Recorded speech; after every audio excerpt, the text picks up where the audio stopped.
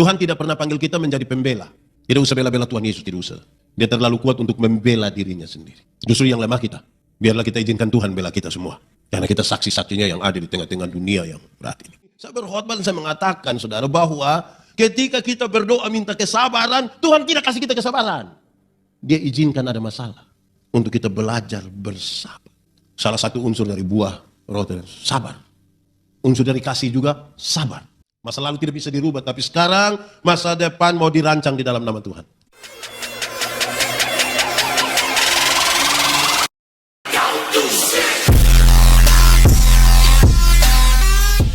Ya Tuhan Allah, seperti tanah, biarlah kami tanah yang subur.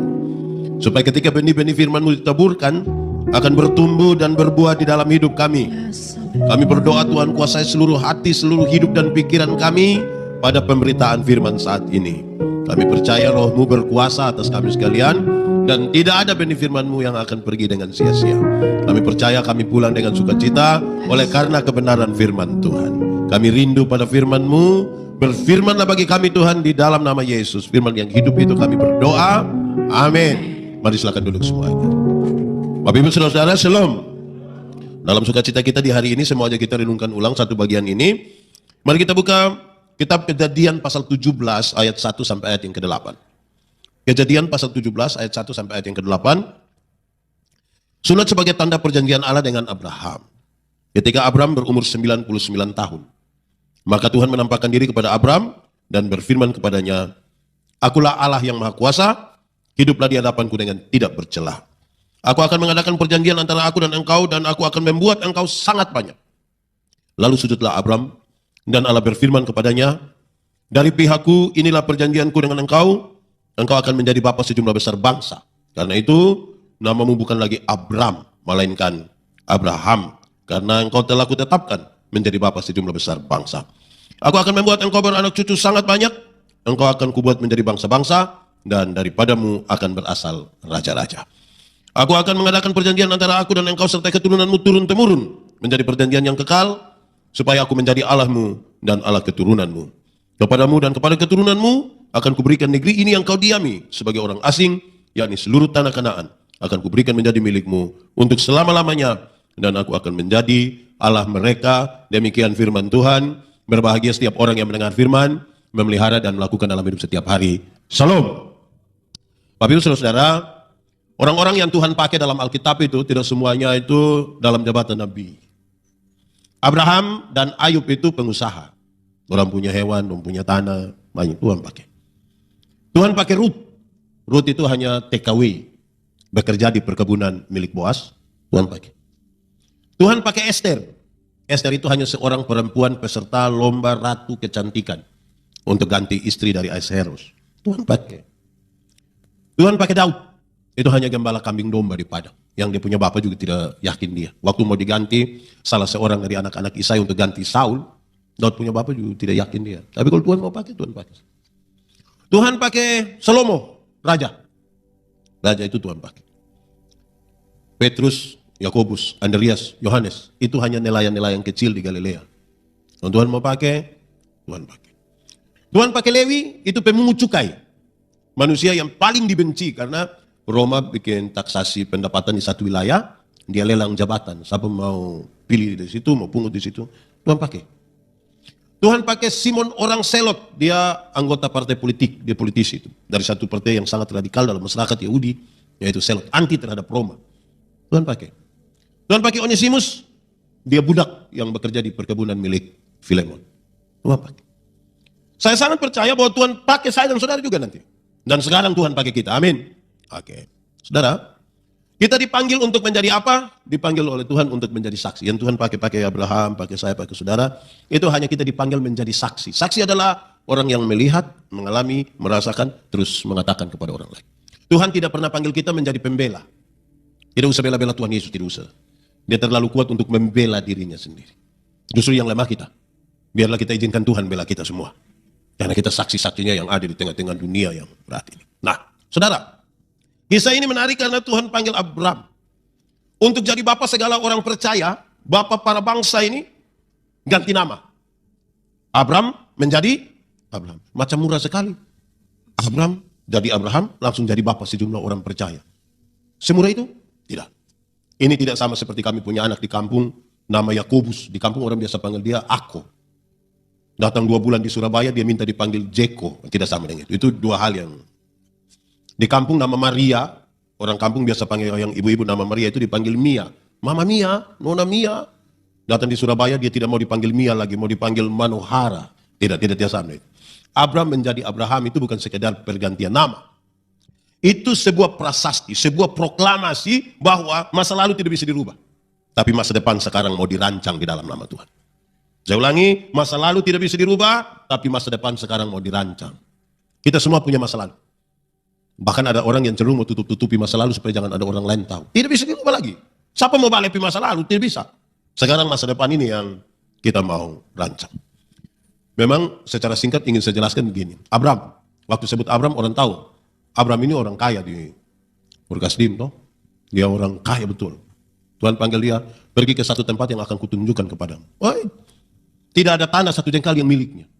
Supaya apa? Supaya dia belajar bersandar pada Tuhan. Dulu waktu di kampung kan kiri kanan itu keluarga semua. Dia mau takut di mana? Dia tidak tahu takut. Sekarang dia akan tinggal di satu tempat yang tidak ada orang-orang yang bisa diandalkan. Dia tidak bisa andalkan apa-apa selain belajar mengandalkan Tuhan. Saya lihat anak-anak yang di kampung dulu nakal-nakal. Kalau mereka datang sekolah di Kupang, mau tidur anak-anak mabok datang. Buka pintu, itu dia pulang kembali di kampung, ada anak-anak kecil mau coba tahan dia di jalan. Dia bilang, Adi, jangan, kakak sudah lewat itu, kakak sudah lewat yang itu. Sudah melewati satu masa. Selesai, masa lalu sudah selesai. Abraham, setiap kali menyebut nama Abraham, orang tahu. Abraham itu suami yang tidak setia.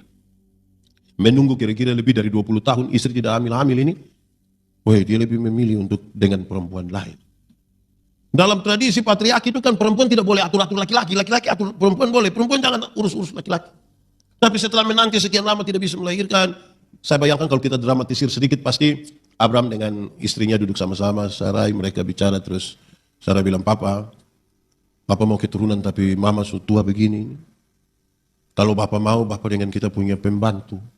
Saya bayangkan Abraham ini kalau dia duduk-duduk pas dia korek-korek di buku-buku begini, baru dia bilang, kalau mama rasa itu baik, Papa ikut saja itu. Itu memang terlalu sekali. Itu masa lalu toh. Sekarang dia menjadi Abraham. Suami yang menunjukkan kesetiaannya. Bahkan dia menunjukkan kesetiaannya sampai istri hamil tua. Saudara coba bayangkan satu nenek hamil. Tinggi, kurus, rambut mulai rontok, terus tidak ada gigi, keriput, perut buncit. Tapi dia menunjukkan kesetiaannya. Bukan Abraham lagi. Di sini semua sudah nama Abraham toh. Tidak ada lagi yang Abraham. Abraham. Waktu sebut nama Abraham orang tahu. Abraham itu bapak yang tidak bertanggung jawab. Ismail tidak pernah minta dilahirkan. Ini orang dua pun kesepakatan. Tapi itu anak mulai berusia remaja, dia setuju untuk usir. Bapak bagaimana? Sekarang dia menjadi Abraham. Bapak yang menunjukkan tanggung jawabnya bahkan ketika dia membawa anaknya sampai di altar untuk mempersembahkannya pada Tuhan. Masa lalu tidak bisa dirubah. Tapi sekarang masa depan dia mau rancang. Abraham, setiap menyebut nama Abraham orang tahu. Abraham berani jalan karena ada janji. Abraham, pergilah ke satu tempat yang akan kutunjukkan kepadamu. Nanti bla bla bla bla. Dia berani jalan karena ada janji. Dalam perjalanannya Tuhan rubah. Engkau mesti berjanji untuk jalan. Dari pihakku ini. Tapi dari engkau bagaimana? Ini sesuatu yang penting. Karena apa? Ini panggilan untuk menjadi berkat. Panggilan untuk merendahkan diri. Engkau dipanggil duluan, tapi ingat, engkau cukup jadi bapa. Yang jadi raja nanti orang lain. Kira-kira untuk menyebutkan masa lalu dan masa depan begitu. Nah, mari saudara-saudara, perenungan kita saya mau bawa untuk kita memahami sebagai orang-orang yang Tuhan panggil ini sebenarnya untuk apa sebenarnya. Supaya kita melihat sejauh mana sekarang kita mensiasati pengalaman-pengalaman panggilan Tuhan bagi kita semua. Kan kita percaya semua orang dalam tanggung jawab dan kapasitas sosialnya Tuhan mau pakai dia. Satu, Tuhan panggil Abraham untuk tujuan Tuhan. Untuk tujuan Tuhan. Apa itu tujuan Tuhan? Mendatangkan tanda-tanda damai sejahtera di muka bumi ini. Dari satu orang ini akan menjadi satu bangsa namanya Israel. Dan dari satu bangsa itu seluruh umat manusia akan disebut sebagai orang-orang. Orang-orang yang Tuhan pakai. Ada tujuan Tuhan di situ. Tapi hati-hati saudara-saudara, kenapa? Karena tujuan Tuhan itu seringkali digeser karena tujuan kita. Pertama masih murni tujuan Tuhan. Dalam perjalanannya tujuan Tuhan bisa terganti dengan tujuan kita. Pendeta, bagaimana mungkin tujuan Tuhan tergeser dengan tujuan pendeta? Bisa. Di gereja kami ketika kami pertama kali ditabiskan jadi pendeta, kami disuruh untuk menandatangani satu surat yang namanya surat pernyataan. Bersedia ditempatkan di mana saja di seluruh wilayah pelayanan Gemit. Jadi kami ditaruh dimanapun, itu terus kami mulai berdoa, ambil sudah nama tempat yang diguling di kertas. Woi, itu waktu pertama kali. Semangat! Saya waktu ditempatkan pertama kali di Sabu Pulau Selatan itu, saya melayani ngeri. Satu hari itu bisa pimpin syukuran 18 kali. Saya bayangkan ini apa ini? Waktu lihat itu sudah pelayanan begitu besar, luar biasa itu orang bilang, pendeta macam pendeta ini nih, mesti begitu. Di gereja kami itu tidak menetap di satu tempat, 4 tahun pindah, paling lama 8 tahun pindah. Waktu periode pertama mau pindah, saya dipindahkan ke satu tempat yang lebih terbelakang lagi dari tempat semula. Saya mulai pikir, masa orang macam saya ditaruh di sini? Apa sih yang menggeser tujuan Tuhan? Tujuan kita. Di mana tujuan pendeta Yandi? Hanya satu, mulai merasa pantas. Waktu kita mulai merasa pantas, di situ kita mulai geser tujuan Tuhan pada tujuan kita. Tuhan panggil kita bukan karena kita, bukan karena kebaikanmu, bukan karena fasilitasmu, dan seterusnya. Tetapi lama kelamaan, kita mulai rasa pantas, tujuan Tuhan geser. Lama-lama bukan Tuhan pakai kita pakai kembali Tuhan. Saya ingat anak-anak orang ketika pertama kali, saya senang tadi ini pemuji dong, mantap. Saya kan dampingi banyak anak-anak muda, pertama kali kasih kesempatan pimpin pujian. Yang baru pertama kali pimpin itu doa tiada henti. Di grup itu bilang tolong doakan, mohon doakan ini, besok itu perdana saya pimpin, aduh, minta tolong doa. Itu kali pertama. Semua orang berdoa ini. Pimpin pujian pertama mantap. Habis itu di grup dia kasih tahu terima kasih banyak atas dukungan doanya. Saya boleh memimpin pujian kali ini yang baik. Wih mantap. Itu dia punya menyanyi masih datar sekali. Ku tahu Tuhan pasti buka jalan. Itu pertama. Diberi kesempatan berulang-ulang terus. Lama-lama sudah tidak berdoa. Bahkan lama-lama tidak latihan. Datang langsung bilang tunjuk saja yang main keyboard dia langsung ku tahu Tuhan pasti bukan. Saya tidak bilang tidak boleh improvisasi, saya tidak bilang itu. Saya ingin mengatakan jangan sampai ketika kita mulai merasa pantas, kita tidak butuh persekutuan lagi dengan Tuhan, kan kita sudah bisa. Tujuan Tuhan mulai bergeser dengan tujuan kita. Tiap-tiap orang mesti teliti. Tiap-tiap orang mesti periksa kembali. Dia masih ada pada tujuan Tuhan atau tidak. Yang mendatangkan tanda-tanda damai sejahtera. Itu pertama. Kita dipanggil untuk tujuan Tuhan. Abraham dipanggil untuk tujuan. Kedua, bukan saja tujuan Tuhan. Tetapi Tuhan ketika dia memanggil seseorang untuk tujuan Tuhan, dia tidak pernah suruh itu orang pergi dengan tangan kosong. Tidak. Ada yang Tuhan titipkan bagi dia sebagai modal. Untuk pelayanan yang Tuhan maksudkan itu. Dan saya sebut itu sebagai karunia-karunia. Dari Tuhan panggil untuk tujuan Tuhan, dia titip apa? Karunia. Karunia-karunia itu ada dua. Satu namanya karunia-karunia motivasi. Karunia motivasi itu seperti menyanyi, berkhotbah, mengajar, mendampingi orang. Wah, mantap. Karunia-karunia motivasi itu begitu. Yang kedua adalah karunia-karunia manifestasi. Karunia manifestasi bicara dalam bahasa roh, menerjemahkan bahasa roh, menyembuhkan orang. Dua karunia ini sama posisinya dipakai untuk pembangunan jemaat. Persoalannya adalah ada banyak orang tidak menyelidiki karunia apa yang Tuhan kasih pada dia. Makanya kita cari orang mau pelayanan ini susah sekali. Karena dia tidak tahu dia ada karunia apa. Tidak tahu ada karunia apa. Dia sibuk dengan orang lain punya karunia sampai dia lupa sibuk dengan karunia sendiri. Bahkan tidak tahu karunia apa yang pada dirinya. Ada banyak orang di kampung itu tahu menyanyi, tapi di ibadah dia tidak menyanyi. Dia tidak menyanyi. Kadang-kadang pendeta tanya, kalau di gereja kami itu kan ada paduan suara, solo, vokal group, duet. Ada yang nyanyi? Ada? Mereka tidak nyanyi. Padahal pintar menyanyi, suara bagus, tidak menyanyi. Tapi kalau bilang gubernur Nusa Tenggara Timur dan ketua majelis Node Gemit akan beribadah sama-sama di satu gereja apa gitu. Oh, solo dia, duet dia, vokal group dia, paduan suara dia. Saya bilang, ini namanya karunia makam puji ini. Karunia makam puji ini merusak persekutuan. Itu tidak bisa dipakai untuk sebuah persekutuan. Dan Tuhan panggil kita. Dia lengkapi kita dengan karunia-karunia. Nah, dia punya soal, kita ada tahu kita karunia apa tidak. Itu karunia mesti dipakai untuk pembangunan jemaat. Kepentingannya adalah tadi, tujuan Tuhan. Tanda-tanda kerjaan Allah dinyatakan di tengah dunia. Setelah karunia-karunia itu, tambah lagi. Kita dipanggil untuk apa? Tuhan izinkan, karena ada banyak orang dipanggil nih. Saudara bayangkan kita yang di dalam ruangan semua dipanggil. Tuhan izinkan. Ada pengalaman-pengalaman yang berbeda-beda. Tuhan izinkan. Pengalaman perjumpaan saya dengan Tuhan, beda dengan pengalaman perjumpaan Bapak dengan Tuhan, beda dengan Bapak, beda dengan kita semua, supaya waktu kita duduk bercerita tentang pengalaman perjumpaan yang berbeda itu, kemudian kita bilang, ternyata Tuhan kita luar biasa.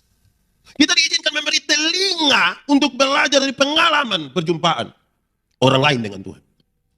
Iman itu juga bertumbuh dari pendengaran. Tuhan terlalu besar, Tuhan terlalu luar biasa. Tidak bisa satu orang dia memahami Tuhan sebegitu detailnya tanpa mendengar lagi orang lain berbicara. Itu soal. Jadi panggil kita izinkan ada orang lain punya pengalaman dengan Tuhan. Pengalaman itu tidak harus sama. Tidak harus sama, tidak boleh. Biarkanlah beda-beda. Tapi pengalaman itu harus ditaruh pada tempat yang benar. Saya ingat saudara-saudara, ada satu waktu, ada satu acara saya berkhotbah, sebelum khotbah ada ruang kesaksian. Ada satu ibu bersaksi, dia bilang, ada satu waktu antara tidur atau tidak tidur itu Tuhan bawa dia ke surga. Tuhan bawa keliling, malaikat yang bawa dia keliling-keliling surga, dia lihat, surga itu kok bagus sekali. Saya pikir memang surga pasti bagus. Dia coba lihat sampai dia ada pojok, begitu ada ruangan satu bagus, dia coba lihat ke dalam begini. Ternyata dalam ruangan itu penuh dengan mulut-mulut. Yang mulut-mulut ada banyak di situ. Dia tanya malaikat, kenapa itu mulut itu ruangan itu mulut semua? Malaikat bilang, oh, itu mulutnya pendeta-pendeta itu. Nah, kenapa mulut pendeta? Pendeta-pendeta itu khotbahnya bagus-bagus, jadi mulutnya masuk surga, tapi kaki tangan di neraka. Saya rasa tersinggung itu. Pada waktu mau berkhotbah, saya bilang, Ibu, kita klarifikasi yang tadi. Kita dua klarifikasi yang tadi. Kita klarifikasi dulu yang tadi. Ibu tahu pisau? Dia bilang, tahu Pak. Coba Ibu ambil pisau, coba Ibu iris Ibu punya jari. Waktu darah mulai keluar, coba Ibu bilang, rasa. Dia bilang, tidak bisa Bapak. Nah itu. Alkitab bilang, kepala gereja itu Tuhan, dan kita semua adalah anggota-anggota dari satu tubuh. Mata karena dia mata, dia tidak lebih penting dari telinga. Tangan tidak lebih penting dari kaki. Kita semua penting dalam kapasitas kita kan? Siapa yang malam-malam perut sakit, dia mau pergi ke WC, terus kaki bilang perut. Maaf sekali. Kenapa? Saya capek, saya tidak bisa pergi. Perut mau pergi ke sana. Sama-sama toh. Alkitab bilang, kalau tangan terluka, mata menangis. Kalau mau masuk surga, ya masuk semua itu, mulut, tangan, kaki. Masa mulut sendiri pergi? Ibu bikin sesat orang ini begini nih. Jadi karunia-karunia itu dipakai pada tempatnya dengan caranya, benar toh? Supaya menjadi berkat. Kalau mau tegur pendeta-pendeta, khotbah lain, omong lain, bikin lain, ya tegur saja. Jangan pakai ilustrasi menyesatkan begitu. Tapi kalau ibu bilang ini pendeta yang ini khotbah lain, bikin lain, saya terima. Tapi jangan pakai ilustrasi begitu. Jangankan khotbah lain, bikin lain. Pikir lain, omong lain, buat lain saja bisa juga. Hasilnya kelainan tuh dari itu. Itu juga ada, tapi mari kita pakai. Sudah 3 ini. Keempat, Tuhan panggil kita untuk tujuannya, lengkapi dengan karunia, izinkan ada orang lain untuk membangun sebuah komunitas bersama, kesatuan tubuh Kristus yang saling menopang satu dengan lain untuk kita makin kuat. Tapi yang keempat, dia mau kita fokus. Sudah tahu karunia-karunia yang ada pada kita tuh, sudah tahu dan dengar orang lain punya, fokuslah pada apa yang kita kerjakan. Kadang-kadang kita kerja tidak fokus, melayani tidak fokus. Kami membangun gereja di banyak tempat. Satu kali saya bilang pada panitia, saya bilang pengumuman. Ini pembangunan gereja itu harus berhenti pada waktu kamu bertengkar. Berani ada satu bertengkar dengan lain, stop, tidak usah bangun gereja. Dan saya mau bilang kepada yang banyak-banyak ini, saya bilang kan ada panitia itu ada seksi pembangunan, konsumsi, cari dana. Saya bilang begini, seringkali masalah-masalah untuk pembangunan gereja itu terjadi karena ibu-ibu yang seksi bikin gulai, dia berhenti kerja di dapur, urus orang cor beton di sana. Itu yang biasa bikin masalah itu. Ibu fokus saja di ibu punya pekerjaan. Biarkan yang ini dia urus dia punya. Yang musik, yang semua masing-masing dia punya. Masing-masing fokus pada apa yang dia kerjakan. Karunia-karunia itu Tuhan izinkan kita berbeda. Masing-masing fokus. Orang tanya, pendeta Yandi bisa main musik? Saya tidak bisa. Betul-betul tidak bisa. Saya bisa alat musik satu, tapi musik tiup juga. Saksofon? Bukan. Apa? Livery. Yang biasa Agustus orang pakai. Saya hanya bisa itu. Saya tidak perlu tahu semua kan. Supaya ada orang lain juga menjadi penting. Untuk bersama-sama membangun sebuah pelayanan. Tapi masing-masing kita fokus. Fokus pada yang kita layani, pada yang kita kerjakan. Itu 4 dulu. Yang kelima, Tuhan panggil kita untuk tujuannya, lengkapi dengan karunia, Terus ada orang lain untuk pengalaman berbeda untuk memperkuat persekutuan. Dia izinkan kita juga untuk kita fokus. Tapi yang kelima, lakukanlah hal yang berarti. Lakukan hal yang berarti. Beberapa orang tidak suka ketika saya kasih contoh yang tidak, yang ini contoh ini banyak kalau di kami di daerah mayoritas seringkali terjadi ini. Kenapa saya bilang begini? Kadang-kadang saudara-saudara, bagi saya gereja tidak usah buat keramaian. Tarik tambang, tidak usah buat. Itu RW bisa buat. Karena banyak yang ikut tarik tambang full itu tidak rajin gereja. Dia pas olahraga dia datang. Pas gereja dia tidak datang. Datang mabuk lagi. Terus kita pakai panitia besar-besar cari dana untuk dia yang mabuk tarik tambang tidak datang gereja. Lebih baik bikin lomba berkhotbah. Lomba menyanyikan, kami pakai kidung jemaat. Menyanyi lagu kidung jemaat dari nomor 1 sampai nomor 474. Nah itu bermakna, itu bermakna. Saya nasihat pada anak-anak yang biasa pimpin pujian di sini, saya bilang, kalau kamu menyanyi, menyanyilah dengan lagu yang ada arti. Jangan habiskan waktu hanya masa lagu 5 menit, 4 menit hanya itu tidak ada arti. Lakukan sesuatu itu berarti supaya orang tangkap artinya. Oh iya ya, oh iya. Jangan habis saudara bukan olahraga, ada menyanyi. Lakukanlah berarti. Nah, poin terakhir ini menjadi fokus kita. Sudah 5. 1, Tuhan panggil untuk tujuan Tuhan, lengkapi karunia-karunia. Izinkan orang lain punya pengalaman supaya kita mempertegas sebuah persekutuan. Yang keempat itu kita fokus masing-masing dengan pelayanan kita, dengan karunia yang ada pada kita. Yang kelima kita karena fokus itu kita melakukan hal yang berarti. Yang keenam, kita mengalami sebuah kedewasaan. Saya kira ini tujuan yang Tuhan mau buat. Kedewasaan spiritual. Kedewasaan spiritual. Kedewasaan spiritual melewati ini kepercayaan Tuhan berikan pada kita, kita mengalami kedewasaan spiritual. Saya bilang di mana-mana saudara, kedewasaan itu ada 3. 1, dewasa biologis. Dewasa biologis itu dulu kita berat badan hanya 37, kok sekarang 73. Itu dewasa biologis. Dulu pakai celana nomor 27 tidak ada masalah karena perut rata saja. Sekarang perut macam kok ada 3, satu di sini lagi, satu lagi. Itu dewasa biologis. Itu dewasa biologis. Siapapun bisa begitu, makan tidur, cocok ya gemuk lah. Itu dewasa biologis. Tapi yang kedua, dewasa psikologi. Dewasa psikologi tidak tergantung umur dan berat badan. Umur 40, tapi kalau tukang tersinggung, sedikit-sedikit tersinggung. Sedikit-sedikit tersinggung. Sedikit-sedikit tersinggung. Tersinggung kok sedikit-sedikit. Kadang-kadang orang baru dia sudah tersinggung. Baru lihat saja tersinggung. Kau lihat apa? Itu di Kupang kalau orang tersinggung begitu orang aku korek. Nah yang ketiga ini, dewasa spiritual. Itu dewasa iman. Dewasa iman itu begini. Ada meja berat 10 kg, ada anak umur 3 tahun. Anak umur 3 tahun bisa pikul meja yang 10 kg? Tidak bisa. 17 tahun kemudian dia umur 20 tahun. Bisa pikul meja yang 10 kg? Bisa. Yang berubah anak atau meja? Anak. Itu dewasa iman. Tidak meminta beban menjadi ringan. Tapi dia berdoa meminta bahu yang semakin kuat. Orang dewasa iman itu tidak menangis meminta Tuhan tolong kasih ringan ini beban. Dan dia tahu kalau Tuhan izinkan ada masalah, Tuhan tahu dia punya kuat berapa itu. Tuhan tahu. Karena itu orang dewasa iman agak sulit bagi dia untuk meminta orang lain berubah. Siapa berubah? Diri sendiri berubah. Kadang-kadang kita sibuk suruh orang lain berubah tapi tidak berubah diri sendiri. Padahal untuk ubah ini dunia, untuk mendatangkan tanda-tanda kerjaan Allah di tengah dunia, mulai dari pembaharuan budimu, dari engkau sendiri. Dari tiap-tiap orang yang Tuhan izinkan ada pengalaman berbeda. 1 berubah, 2 berubah, 3 berubah, 4 berubah, 1 komunitas berubah, dunia menjadi berubah.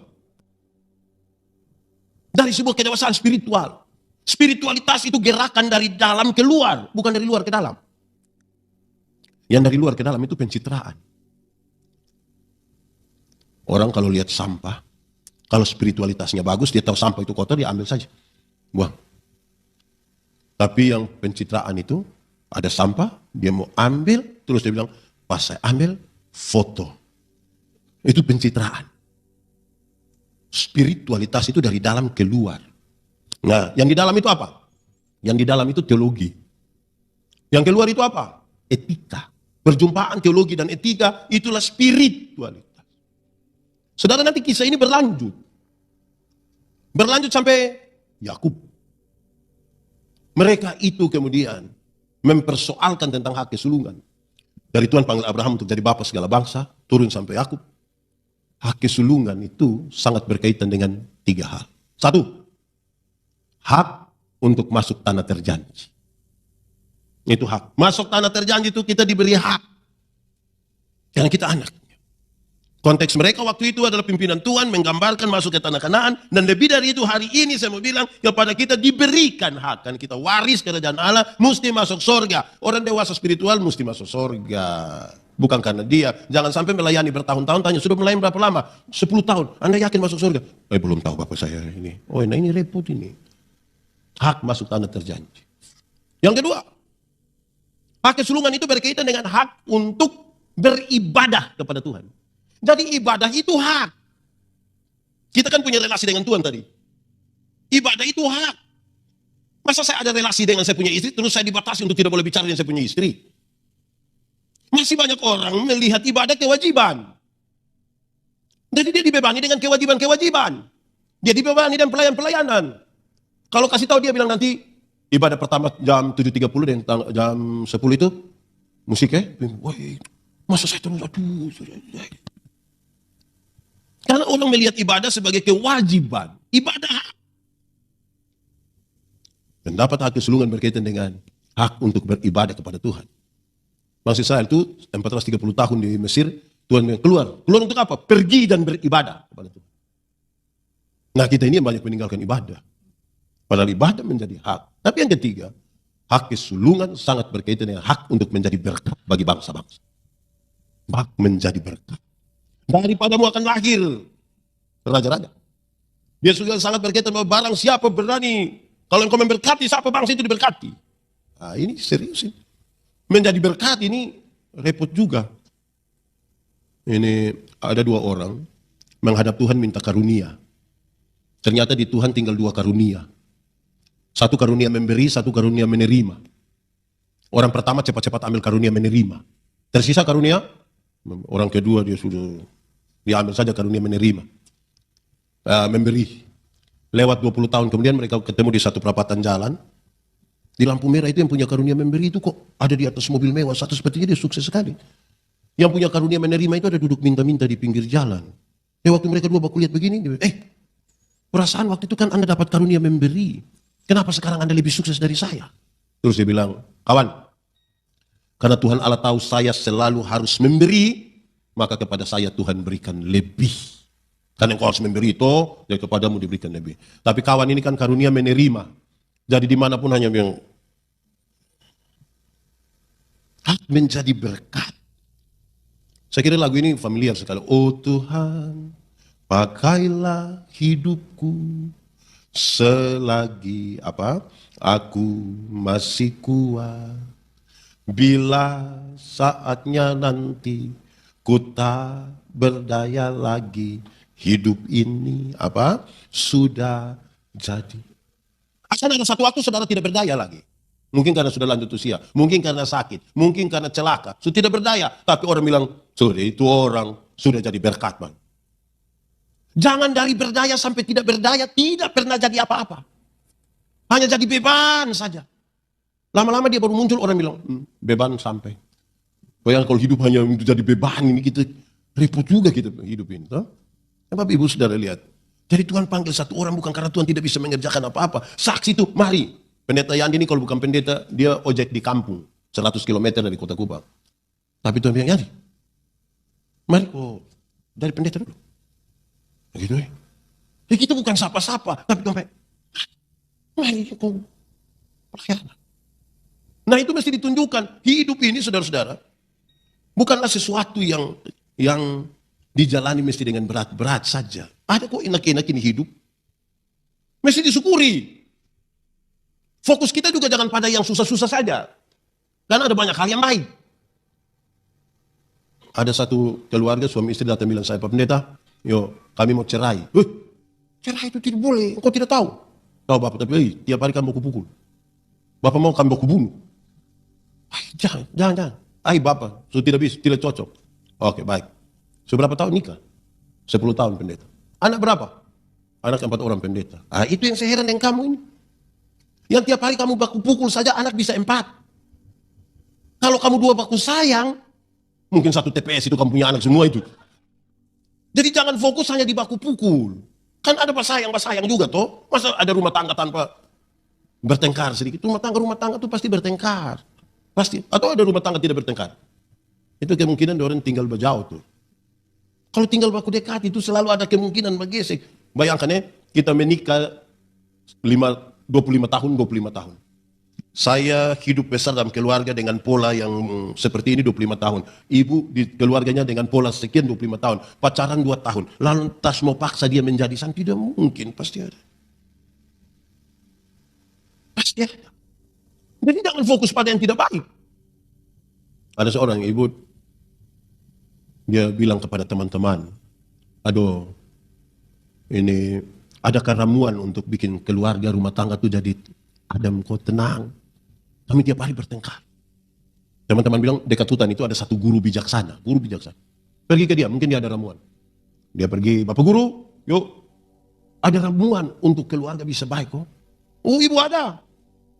Tapi ibu ini ramuannya agak susah dia punya bahan. Kecuali kalau ibu bilang ibu bisa dapat. Apa itu? Ini ramuan ini terdiri dari 3 helai kumis harimau. Ibu bisa. Untuk keluarga saya apa yang tidak bisa saya lakukan? Dia pergi ke hutan bawa daging. Harimau datang, dia kasih tinggal daging, dia lari. Tiap-tiap hari makin dekat. Sampai satu hari, harimau ambil daging di dia punya tangan.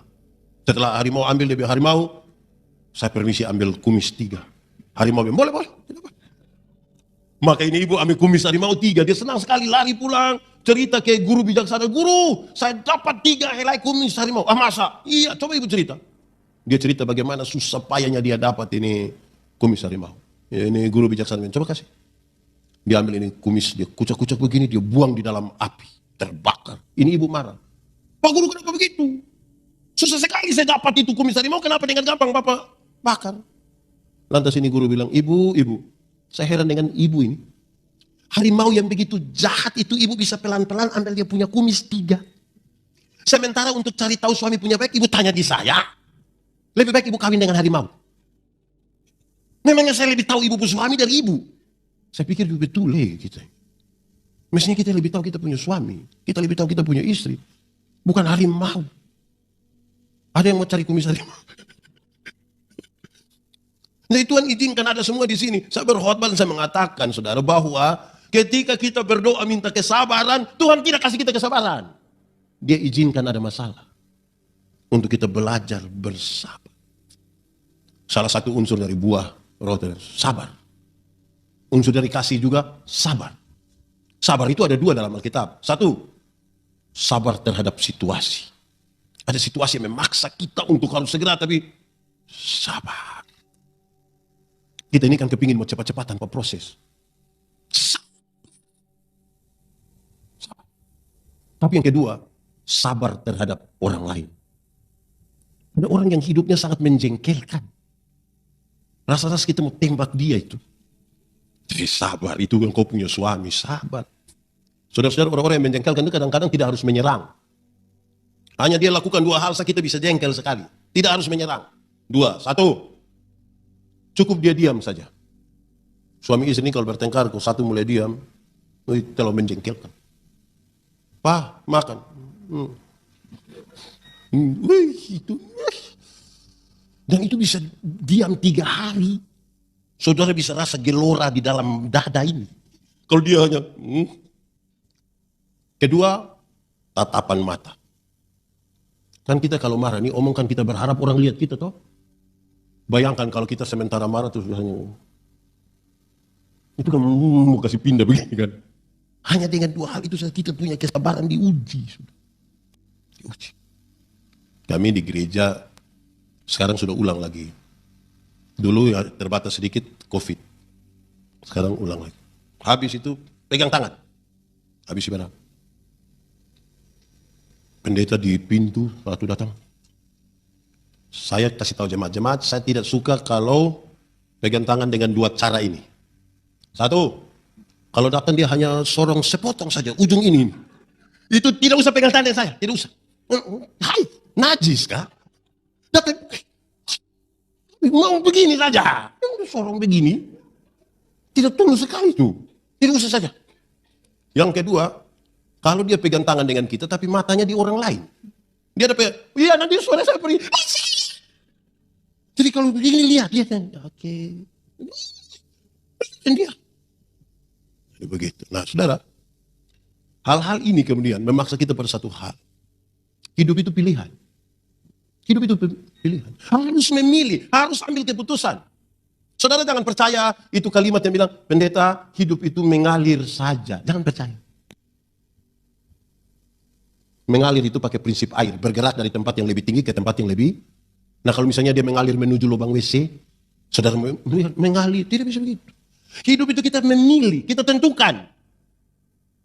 Dalam satu hari seorang manusia ambil keputusan antara 300 sampai 1500 kali keputusan berkonsekuensi ke masa depan. Bangun tidur, mau langsung turun, atau tarik tambah selimut, itu keputusan. Bangun tidur mau berdoa dulu atau foto, itu juga keputusan. Kenapa hari ini pendeta Yandi berkhotbah di sini? Karena saya pernah ambil keputusan kira-kira 29 tahun lalu untuk sekolah teologi. Hari ini saya berkhotbah di sini. Kenapa saudara punya istri yang itu, suami yang itu? Ya karena pernah ambil keputusan. Tidak mungkin saudara bilang, pendeta minta maaf, saya benar-benar tidak tahu. Saya tidur-tidur sadar dia di sebelah. Tidak mungkin. Keputusan. Dan itu keputusan semua itu ada konsekuensi. Keputusan mengikut Yesus, keputusan. Kan ada konsekuensi. Tidak bisa bilang mengalir saja. Orang yang berdua hati tidak akan pernah tenang dalam hidupnya. Harus ambil keputusan. Orang tua dulu bilang, kalau ada rusa 2 ekor, kejar dua-dua tidak dapat. Mesti ambil keputusan. Seorang perempuan dewasa umur 28 tahun belum menikah, ada 2 laki-laki suka dengan dia. Yang harus dia lakukan ambil keputusan. Tidak bisa tiap malam dia hanya bilang, ini. Oi, lama-lama tidak kawin itu. Keputusan. Masak super mie itu cepat atau lama ya? Indomie itu. Kalau kita masak cepat atau lama? Teorinya cepat. Kalau tidak ambil keputusan jadi lama. Kalau saya bilang ke istri, Mah, saya mau makan mie. Ibu ke dapur 2-3 menit dia datang tanya, mie goreng apa mie kuah apa? Terus saya bilang mie kuah, mie kuah. Ibu ke belakang 2-3 menit dia datang tanya lagi, kuah banyak atau sedikit? Ibu taruh saja. Ibu ke belakang 2-3 menit datang tanya, pakai telur atau tidak? Mama taruh saja, taruh. Dia ke belakang 2-3 menit datang tanya lagi, pakai sayur atau tidak? Ibu, lama-lama kita tidak makan. Kita hanya tanya-tanya saja. Pelayanan itu keputusan. Saudara lihat ya. Apalagi saudara di Surabaya, apalagi saudara di kota besar. Ini kan kesibukan terlalu banyak.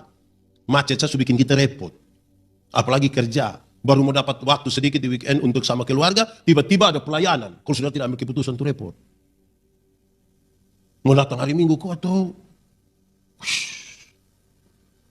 keputusan. Tidak ada keputusan yang semua pihak itu kemudian harus ada pihak yang dikorbankan. Harus ada hal yang dikorbankan oleh sebuah keputusan. Tuhan bilang begini, barang siapa mau mengikut aku, ingat baik-baik. Serigala punya liang, burung punya sangkar, anak manusia tidak ada tempat meletakkan kepala. Ingat baik-baik, pikir baik-baik, hitung-hitunglah dahulu bahwa keputusan untuk ikut Tuhan adalah keputusan paling tinggi. Tidak boleh ada alasan yang lebih tinggi dari itu. Dia mesti yang paling tinggi. Tapi dengan konsekuensi, ingat, tempat meletakkan kepala saya tidak ada.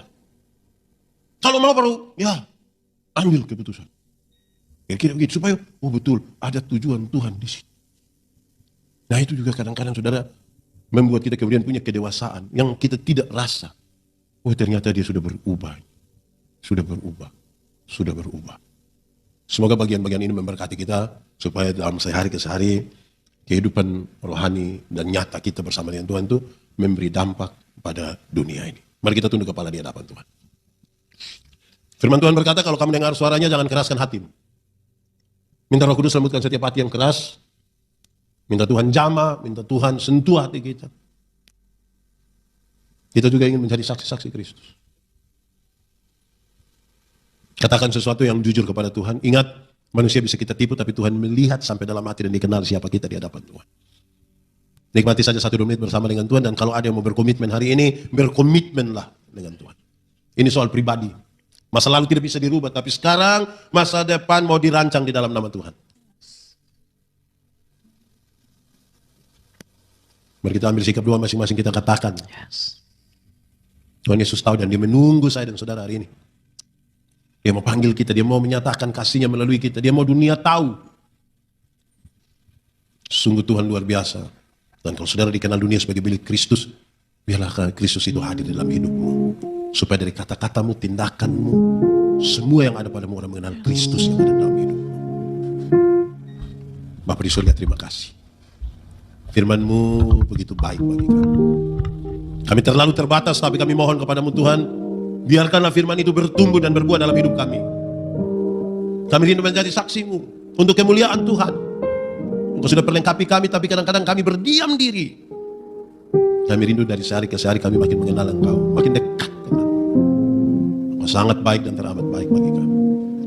Tuhan, kami punya masalah, tapi kami percaya tidak ada hal yang tidak bisa terselesaikan di dalam nama Tuhan Yesus. Biarlah kami makin dekat kepadamu. Terima kasih untuk firman.